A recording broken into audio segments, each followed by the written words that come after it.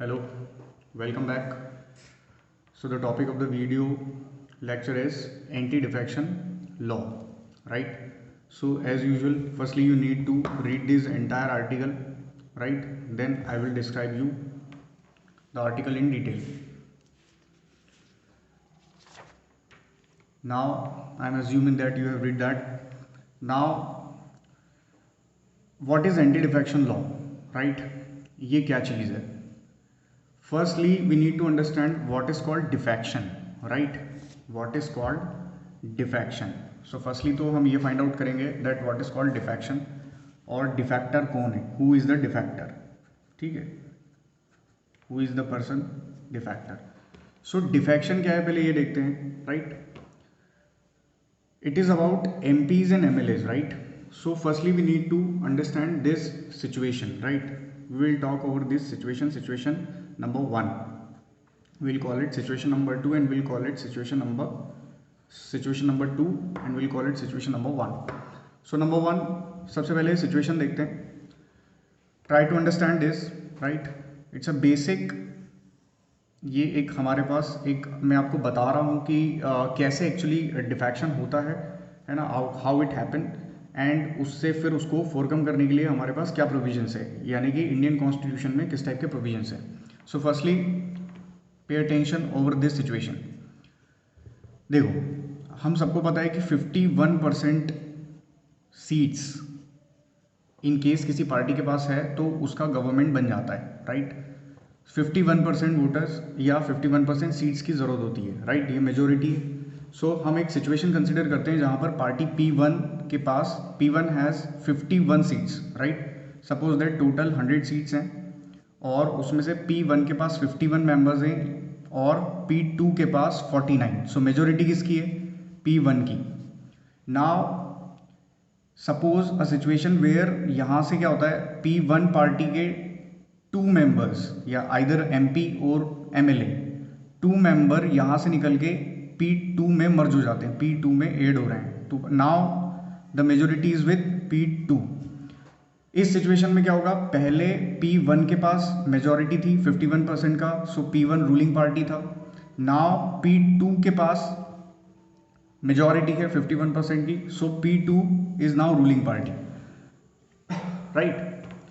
ये होता था पहले एंटी डिफेक्शन लॉ के पहले. इसको बोलते हैं डिफेक्शन, कि यहाँ से जो रूलिंग पार्टी था P1 उसके पास से 2 मेंबर्स जो थे, है ना, आफ्टर इलेक्शन 2 मेंबर्स यहाँ से क्या कर गए, डिफेक्ट कर गए और सेकंड P2 यानी अपोजिट पार्टी में P2 पार्टी में आ गए और 49 से इनका सीट्स हो गया total 51. So in this situation P2 now the government will be of P2 और जो प्रेजेंट यानी कि जो पहले गवर्नमेंट P1 का था वो क्या कर जाएगा, कोलैप्स कर जाएगा. ये बहुत बेकार सिचुएशन थी, राइट? तो इसको क्या करने के लिए, इस सिचुएशन को रिजॉल्व या इस प्रॉब्लम को रिजॉल्व करने के लिए हम लोगों ने यानी कि गवर्नमेंट ने एंटी डिफेक्शन लॉ को इंसर्ट किया. इसको बोलते हैं डिफेक्शन. इस तरह से मेंबर्स का दूसरी पार्टी में जाना, यानी one party to join the other party from their own party, that is called defection. इससे गवर्नमेंट कोलैप्स कर जाती थी, ठीक है? अब now the situation is it's called defection, ठीक है? तो सबसे पहले तो मैं आपको बता दूं कि जो एंटी डिफेक्शन लॉ था वो 1985 में इंसर्ट हुआ by the 10th schedule of the Indian constitution. 1985 में इंसर्ट हुआ और एंटी डिफेक्शन लॉ की एंट्री हुआ. फिर 91st अमेंडमेंट 2003 में 91st amendment of the Indian constitution आया और इसमें कुछ और अमेंडमेंट, फर्दर अमेंडमेंट हुए जो 1985 में नहीं थे, right? So basically anti defection law is for restricting defection of MPs and और MLAs. यानी हम लेजिस्लेटर्स की बात करें, we are talking here about legislators, right?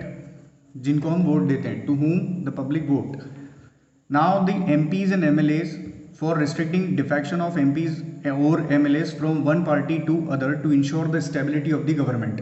ये जो डिफेक्शन यहाँ पर हो रहा था इसको रोकने के लिए, है ना, जस्ट बिकॉज कि 2 मेंबर्स यहाँ से डिफेक्ट कर गए, सो जो गवर्नमेंट थी वो पूरी की पूरी चेंज हो गई.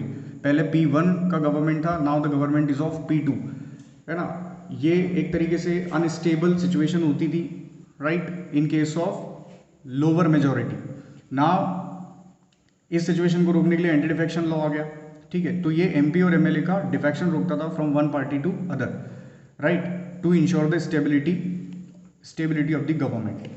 नाउ ये जो एंटी डिफेक्शन लॉ हमारा 2003 का है, इसमें दो मेजर थिंग्स हैं, दो मेजर प्रोविजंस हैं। Number one, size of the council of ministers. Council of ministers जो होते हैं उनका जो साइज है वो not more than 15%, that will not be more than 15% of the house membership. For example, in our parliament there are 552 seats, so 15% उसका something about 82 होगा। so the council of ministers जो रहेंगे वो 82 रहेंगे। council of minister is different from cabinet ministry, right? ये learning point है, you can note it here। Council of minister और cabinet ministry में डिफरेंस होता है, जो है ना, कुछ को पता होगा। We have already been discuss this in our previous lectures. Council of ministers cabinet ministry से डिफरेंट होती है। इसका साइज 15% से ज़्यादा नहीं होगा। पॉइंट नंबर 1 था इस लॉ में, इस अमेंडमेंट में, एंटी डिफेक्शन लॉ के। And second, डिफेक्टर will not be a part of government until री इलेक्टेड, राइट। पहले क्या होता था, सिचुएशन नंबर 1 में हमने देखा, यहाँ से 2 मेंबर निकले और उन्होंने इस पार्टी को ज्वाइन कर लिया, यानी जब वो इस पार्टी में से उनका शिफ्टिंग हुआ P2 में, वो आए P2 पार्टी में, तब भी वो क्या थे, देवर स्टिल MP और MLA, ठीक है। उनका MP या फिर MLA शिप जो है वो डिसॉल्व नहीं हुआ, वो परमानेंट मेंबर बने रहे। बट इस लॉ के आने के बाद ऐसा नहीं हुआ, ठीक। तो डिफेक्टर will not be a part of the government until री इलेक्टेड, राइट। यानी कि अब क्या हो सकता है, ये डिफेक्शन पॉसिबल नहीं है। This defection is not possible after the insertion of anti defection law in 1985 and the amendment of 2003। But अब यहाँ पर एक बहुत ध्यान देने वाली बात है, आपने अभी रिसेंटली हम लोगों ने देखा कि मध्य प्रदेश, महाराष्ट्र और कर्नाटका में ऐसा हुआ, राइट। सो अब डेफिनेटली आपका कंफ्यूजन होगा कि सर एंटी डिफेक्शन लॉ तो है बट गवर्नमेंट तो फिर भी चेंज हो जाती है। अभी रिसेंटली, बिल्कुल रिसेंटली मध्य प्रदेश, कर्नाटक और महाराष्ट्र में ये चीज़ देखने को मिली है। Yes of course.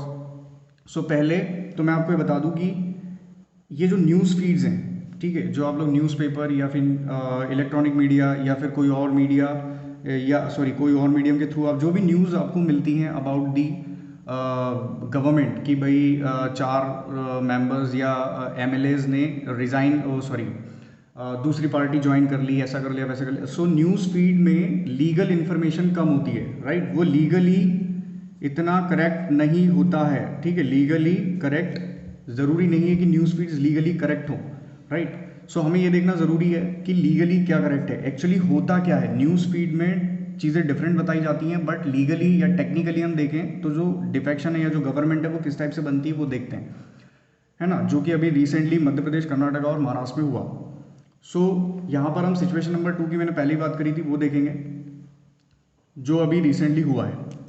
जैसे for example, right, for example total number of seats 200 है। यहाँ पर हम एक स्टेट असेंबली की बात कर रहे हैं, right. We are not talking here about parliament, we are taking the example of state assembly, right. State assembly, जैसे कि ये स्टेट असेंबली यहाँ पर बना हुआ है, उसी टाइप से ये भी एक स्टेट असेंबली बना हुआ है। सपोज दैट ये स्टेट असेंबली मध्य प्रदेश का है और यहाँ पर टोटल 200 सीट्स हैं।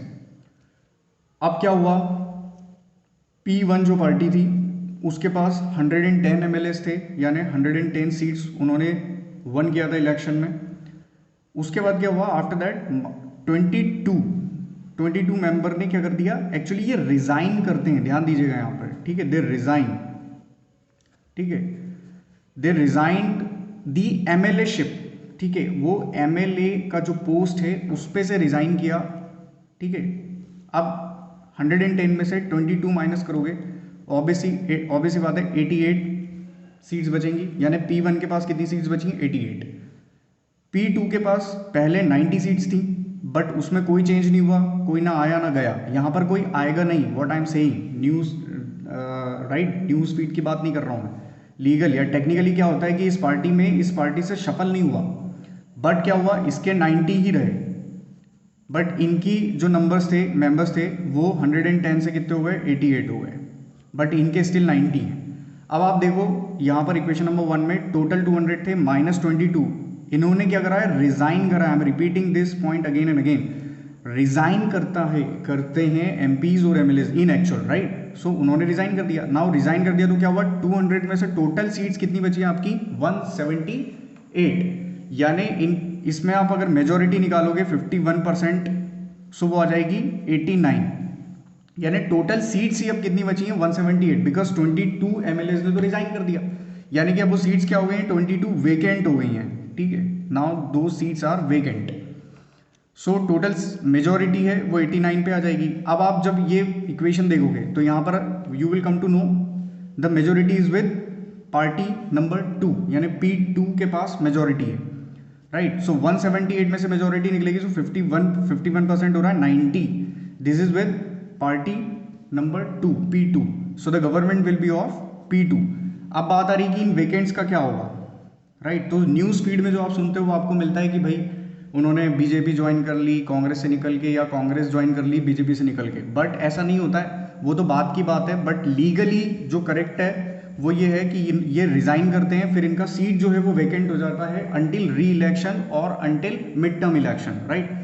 अब ये वैकेंसी कैसे फिल होती है ये हमारा डिफरेंट टॉपिक है, ये किसी और लेक्चर में पढ़ेंगे। बट ये रिजाइन किया तो टोटल सीट कम हो गई, 89 पे मेजोरिटी हो गया, और ये मेजोरिटी P2 के पास है। तो ये अभी रिसेंटली हमें मध्य प्रदेश के केस में देखने को मिला है, राइट। समथिंग कुछ ऐसा ही सिचुएशन या सिनेरियो कर्नाटका के केस में भी रहा लास्ट ईयर 2019 के मिड में, राइट। कर्नाटका में भी यही हुआ, महाराष्ट्र में भी ये चीज़ हुई थी या कोशिश की गई थी, बट महाराष्ट्र में सिचुएशन दूसरी थी, राइट। महाराष्ट्र में हमने देखा कि प्रेसिडेंट्स रूल लग गया था, है ना, इम्पोज हो गया था प्रेसिडेंट रूल। तो महाराष्ट्र का सिचुएशन हमारा किसी और लेक्चर में हम उसको डिफाइन करेंगे। कर्नाटका और मध्य प्रदेश में अभी फिलहाल यही हमें देखने को मिला, ये इन एक्चुअल होता है। तो इन आप जो न्यूज़ फीड में सुनते हैं कि भाई एक पार्टी से निकल के वो P2 में चला गया, ये एक अलग बात है, बट लीगली वो रिज़ाइन करते हैं, जिससे कि मेजॉरिटी जो है या टोटल नंबर ऑफ सीट्स है वही कम हो जाती हैं, तो मेजॉरिटी का जो नंबर ऑफ सीट्स रहेंगी वो भी कम हो जाएगी। सो उसका रिजल्ट ये आएगा कि जिस पार्टी के पास नंबर ऑफ सीट्स ज़्यादा होंगी या मेजॉरिटी होगी, वो पार्टी का यहाँ पर गवर्नमेंट फॉर्म हो जाएगा, right. So this is called defection, right. ये इंसर्शन, और ये कमेटी दिनेश गोस्वामी कमेटी 1990 इसके रिकमेंडेशन पे था। So please note it down, ये हमारा LP यानी लर्निंग पॉइंट है। 91st अमेंडमेंट 2003, उसके बाद एक छोटा सा डेफिनेशन, एंड इसमें दो प्रोविजन है, एक size of the council of ministers. Council of minister वो होती है जो CM और PM को क्या करती है, इंक्लूड इसमें CM एंड PM इंक्लूड होते हैं, और ये गवर्नमेंट का मेन काम जो है वो काउंसिल ऑफ मिनिस्टर्स करते हैं, राइट। इसको हम किसी फर्दर लेक्चर में डिफाइन करेंगे। नाउ सो ये हमारा एंटी डिफेक्शन लॉ था पूरा के पूरा। आई होप कि आपको समझ में आया होगा। Will meet in the next lecture. Thank you very much.